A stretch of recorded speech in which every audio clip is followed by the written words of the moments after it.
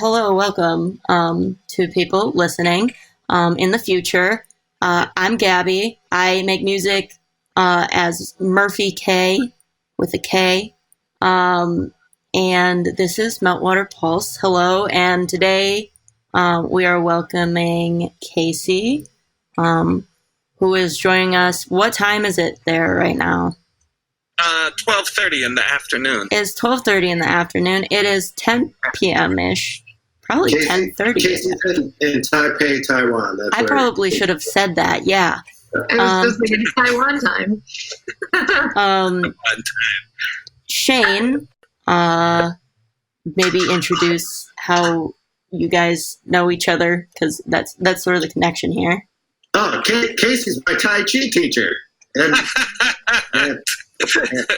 he's also been described as my game genie for life. If anyone remembers what a game genie was, game genie was like this cartridge that like allowed you to come up with like various cheat codes for games without actually putting in a bunch of cheat codes. Am I allowed to take credit for that?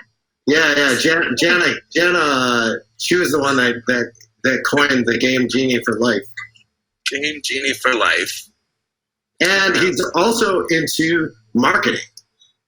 Yes, I do like marketing. And he had one of the first viral videos on YouTube, if I recall. This is true. I don't know if it was yes, one of the early viral videos for sure. Yeah. For sure, back in 2006.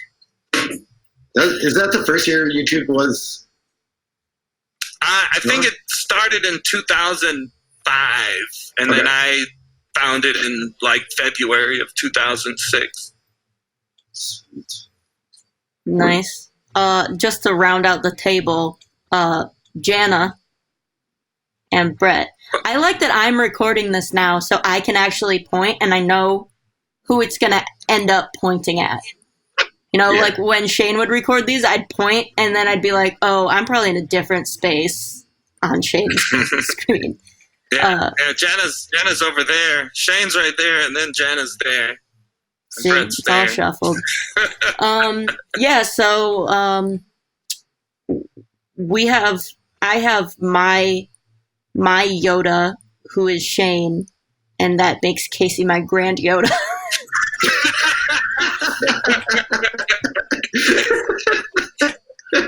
We have 3 generations here, guys. Cute. Generations of Yoda.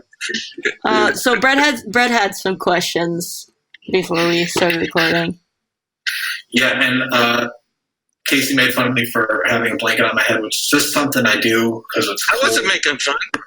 I mean, well, I guess I was. I take it back. I appreciate it. I think you should answer this question with a blanket on your head, which is what you're doing. Right. So yeah, Casey's Casey has a marketing mind. He is, I think, understands a lot of this stuff, much more of what's happening when someone is marketing things than your average, person who just buys stuff or consumes stuff. So we're kind of talking about like shticks in an unrelated conversation, but like Gabby rightly pointed out that it feels weird when someone is overusing their shtick in place of substance. But it also has come to my attention that like having no shtick is unacceptable too, for to survive in like a marketing world. Can you talk about like what are some rules that kind of help you know if you're using your identity right, or your your personality or your quirks? Fucking identity politics. Yeah, I guess what comes to mind, I mean, because you guys are talking about specifically music, like it's interesting, like with something like a book, I was just reading about some guy's book. You can write a book that has no shtick. It's almost better if a book about knowledge and information has no shtick. You want the book to just feed you the information. And a book can do well just because people, word of mouth, right? Like this guy wrote this book called The Mom Test. It's for startups, to learn how to ask questions where you don't get bullshit answers where people are like, yeah, that's a great idea. I love that idea. But they don't actually love it. They're just making you feel good. So he wrote this book with no marketing. It's gotten really popular. They teach it at MIT, whatever. So it's like a zero shtick kind of product. But then when you, like, I guess it's interesting with music, because music, I'm no music professional, but like, I'm sure just among artists, you want to have this idea that you're doing like, oh, it's just pure art because it's awesome and pure. It's going to reach, tens of thousands of hundreds of millions or whatever. But I mean, if you, I imagine if you think about any artist who's gotten big that you like or don't like, I'm sure they have some shtick that at least got them their initial momentum before like after you have some momentum, then you kind of like, it's interesting. After you have momentum, you don't need the shtick as much anymore, right? Like you have a group of fans that just like you and your music, and if you have a shtick, it's not really a shtick. It's like what you like to do. But I suppose we could define shtick a little better. I think we all know what we mean. But like having something that kind of gets you, that propels you, that gets you some momentum, whether it's a shtick or something else outside of the realm of shtickage, it seems to be important. Like this isn't really a shtick, but I mean, like if you're doing something where you're targeting a group, I mean, we're talking about, and whether it's a shtick or him just kind of like focusing on a group of individuals, like it's always good to maybe have a narrow group that you're targeting, and then it becomes broad as you first start with that narrow group. I think shtick could also be defined as story to a certain extent, right? Sure. Yeah. Like I mean, there's something you have to connect with people somehow. Yeah, like just awesome music doesn't make sense without something clearer, it's too right? broad. Like, yeah. Like there's no piece of music that just everybody likes. Like there's no kind of song that everyone's like, this is a great song. So everything starts with some kind of targeting, and it becomes broader later. Like there are people who will just like music because it's popular, right? Oh, this is popular, I'm supposed to like it. I like it. But in the beginning, yeah, if we use a shtick as a means of targeting, I think that's important. Yeah, I mean, like if you're talking in marketing terms, like one of the things, I get to use my business degree. I'm unemployed. Yay. So like if in your marketing brain, like one of the first thing you're going to do is define what your audience is going to be for whatever product it is. And exactly. that has to that informs the rest of the decisions that you're going to make. And there are lots of different ways to do that. I think, from the business side, you have a lot more like numbers and statistics you can use. Whereas like you're a little bit limited as an artist. You have to like kind of use what is authentic. Otherwise, it really comes off as just shtickage. My sister's dog is in the room. But there has to be some element of truth to it. Otherwise, it just gets like. Oh, for sure. Well, I think once you develop an idea of what you want your audience to be, then the next step would be to develop how to identify with the audience or how to have them identify with you. And I think that identifier can be like a big part of what your shtick will be. Would anyone describe it as a conversation? So like something that comes to mind is you start writing music, and a lot of us can't really, when we start writing music, we can't control what type of music comes out of us, right? It's our art, basically, and art is very individual.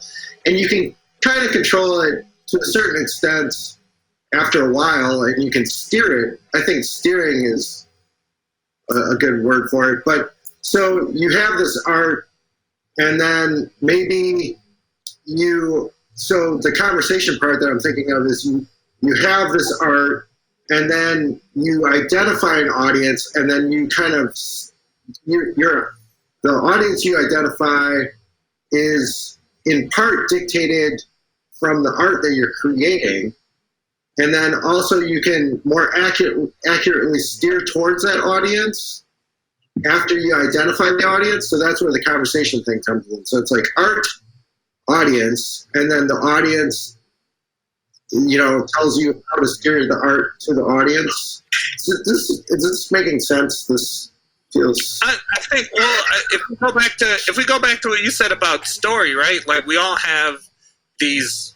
Every person on earth has a story that's really specific to them. But then there's like these general themes within your story that other people can connect to, right? Like it might, like for me, being bipolar, like I can make a song about being bipolar that a lot of people with bipolar would be like, fuck yes, I know exactly what he's talking about, right?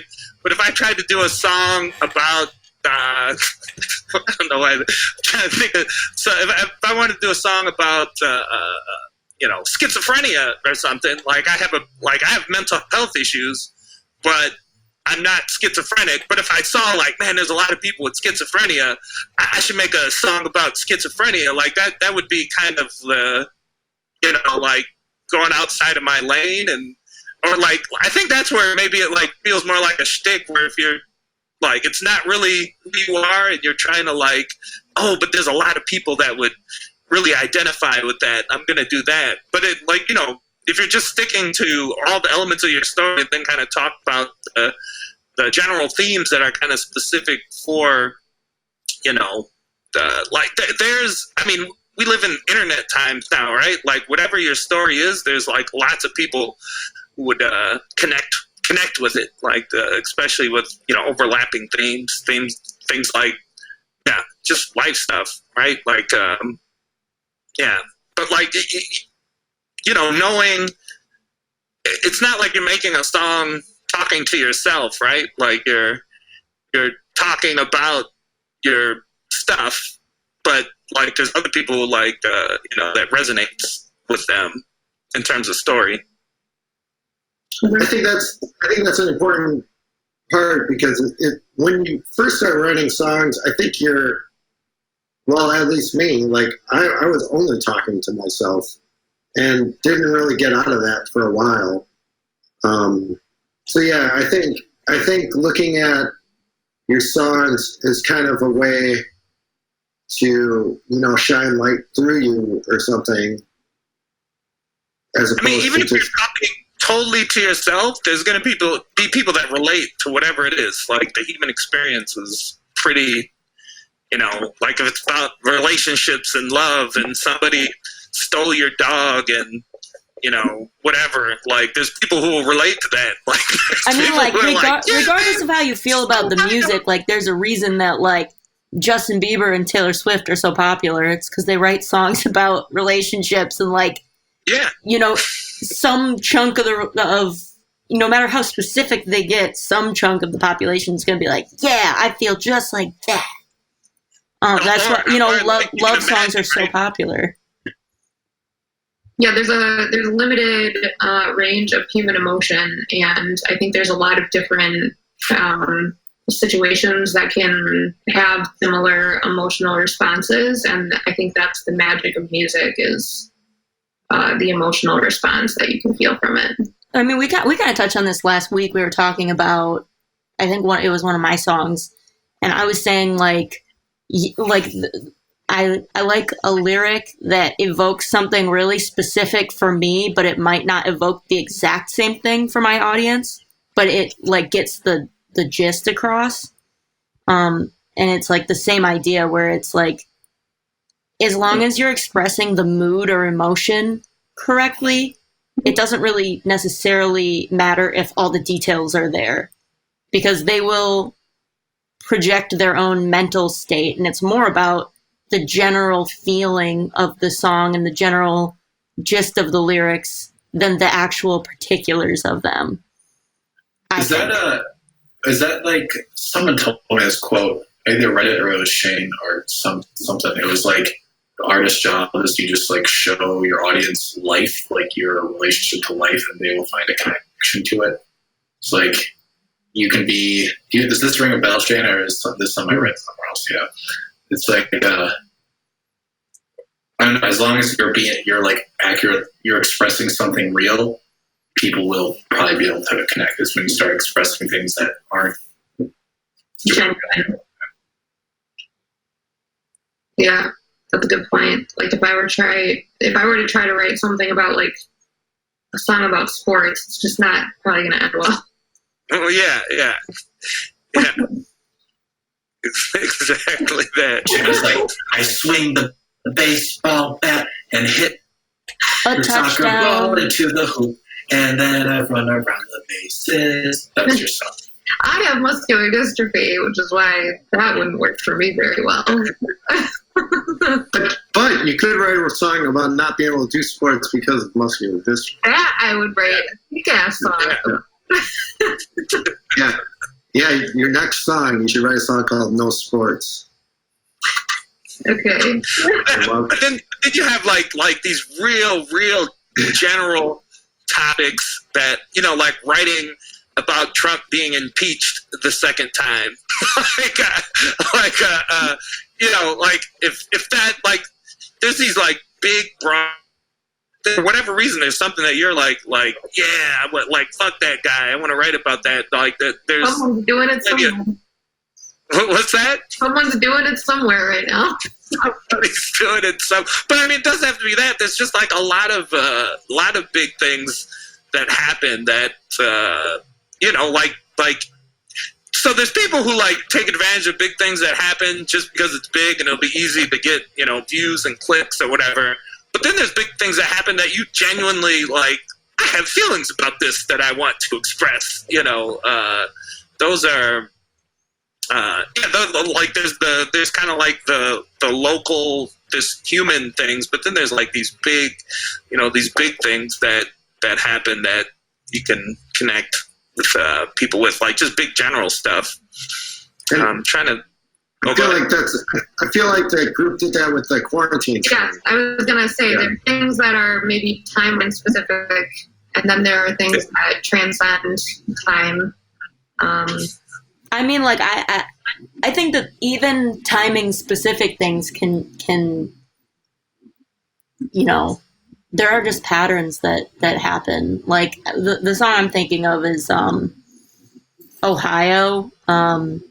Like that song gets played whenever there's some sort of protest, because there, you know, it's that emotion of like, it's sort of like we the people against some unseen fucking force, and you're like, why? Like, where's the fucking humanity? And that song keeps being relevant despite it coming out so long ago. And from one specific instance, yeah.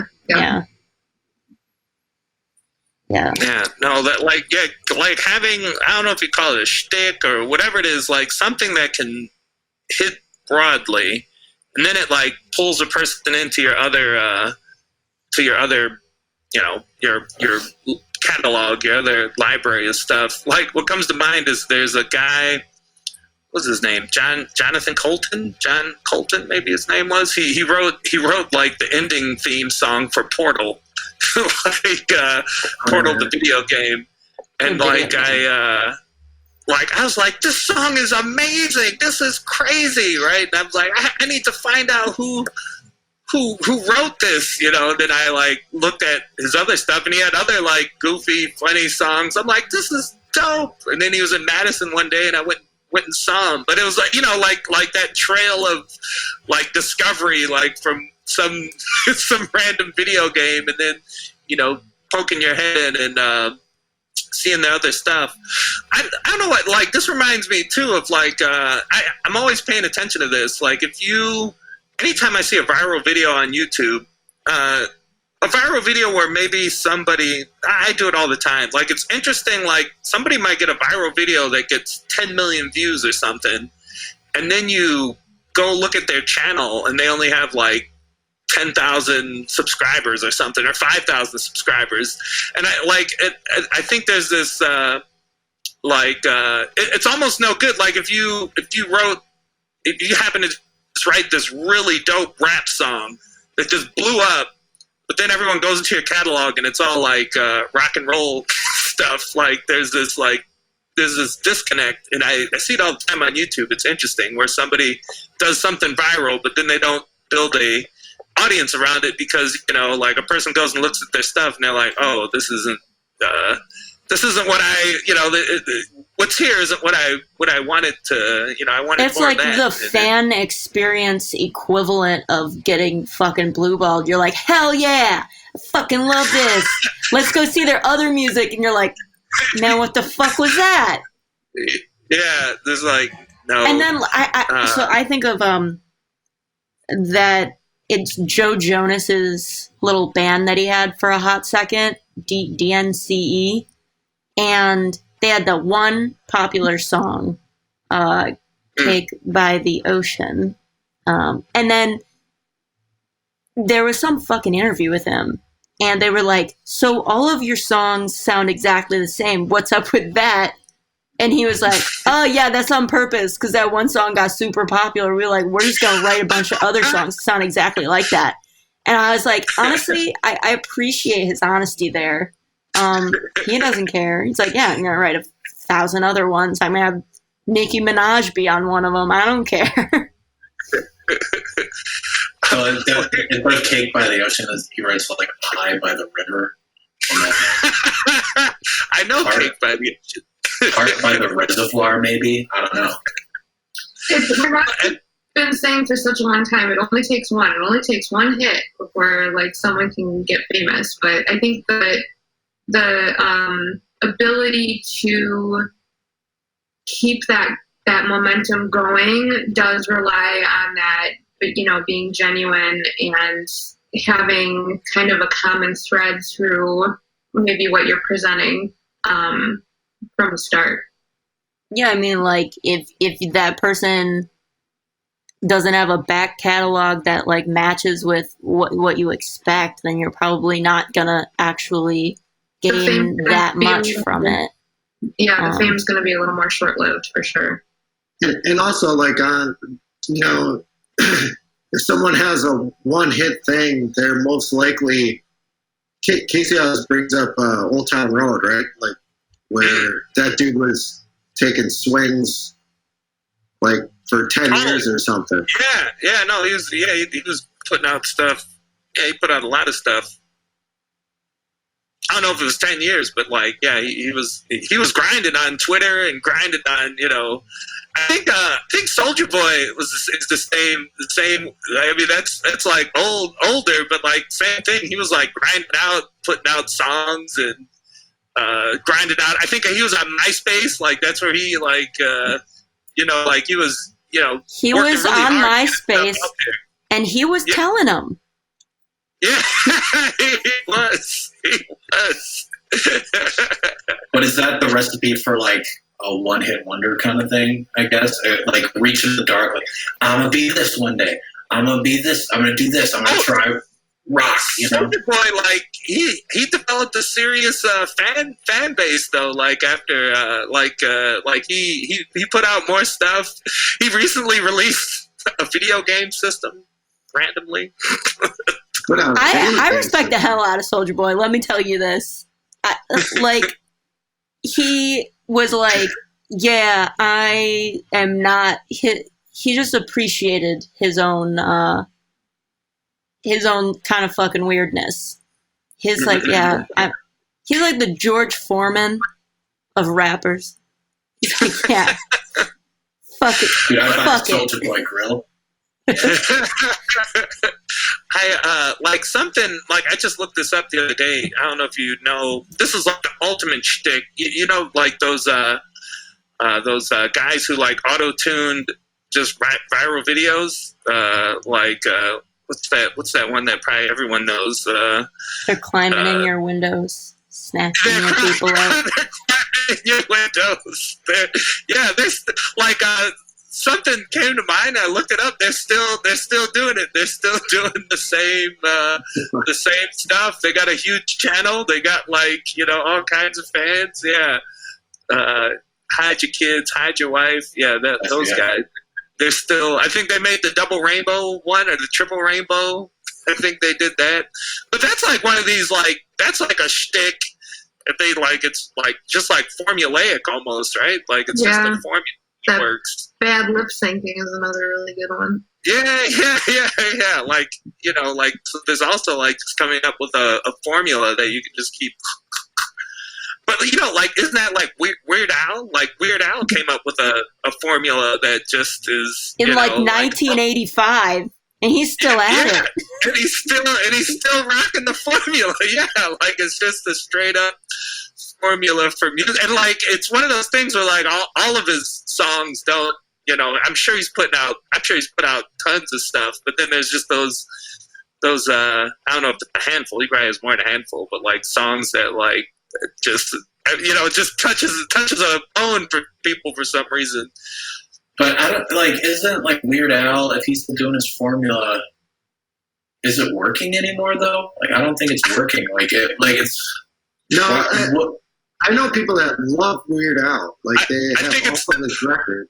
Yeah, it's one of those things you don't need and that's the other thing, you don't need that many people to be financially success. I don't know what the goal is with music, right?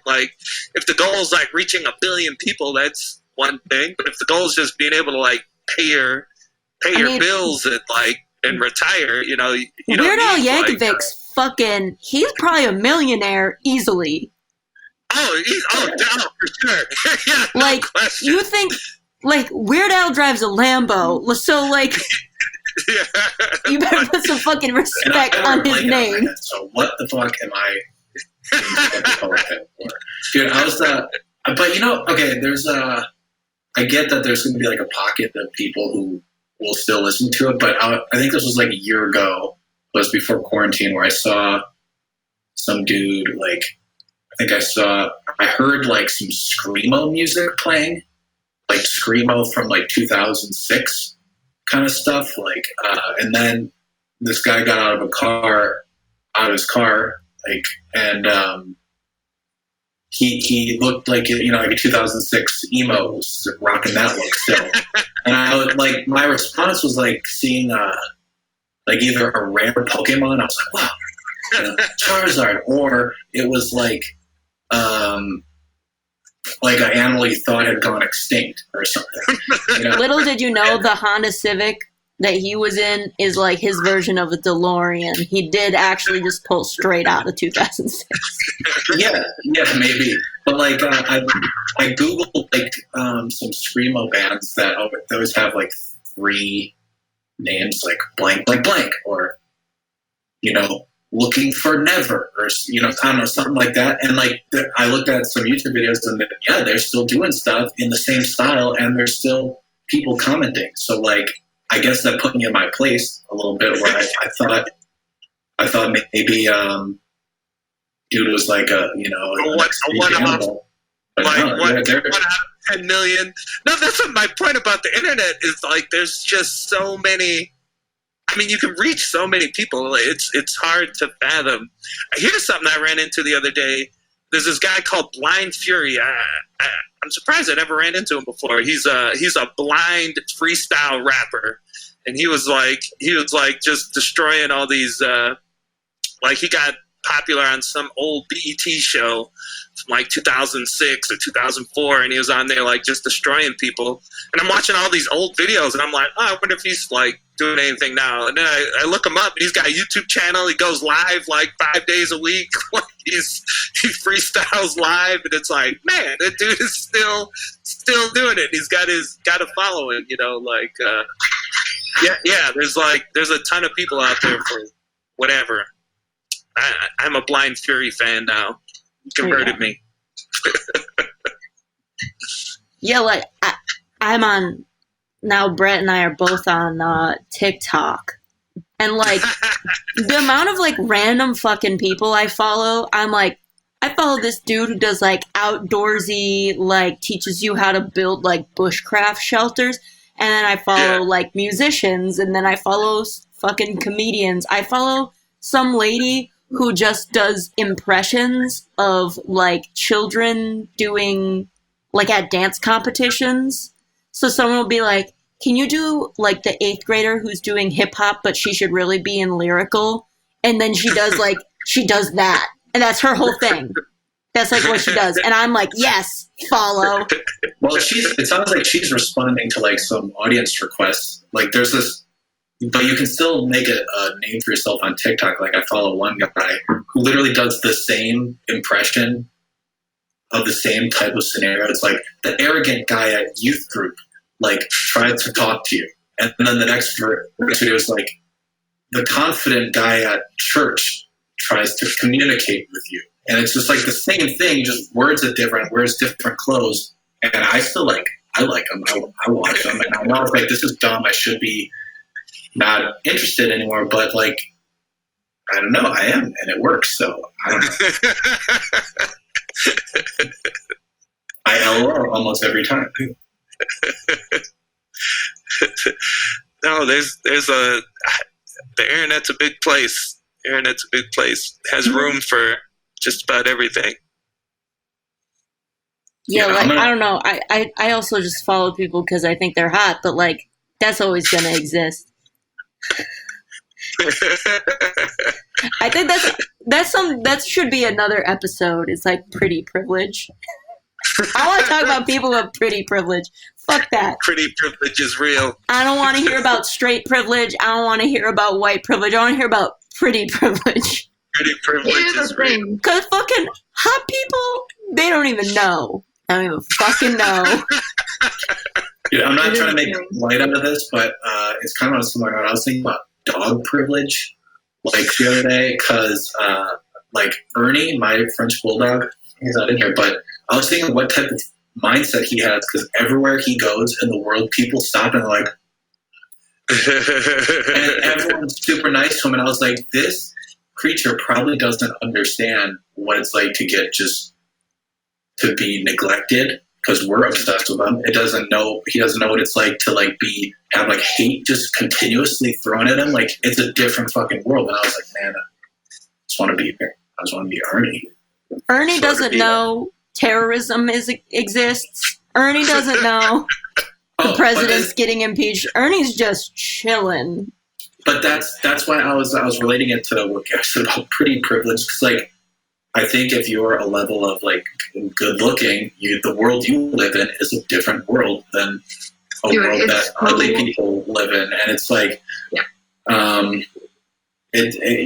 people aren't that friendly. Like what you might just assume is the world is just you, bro.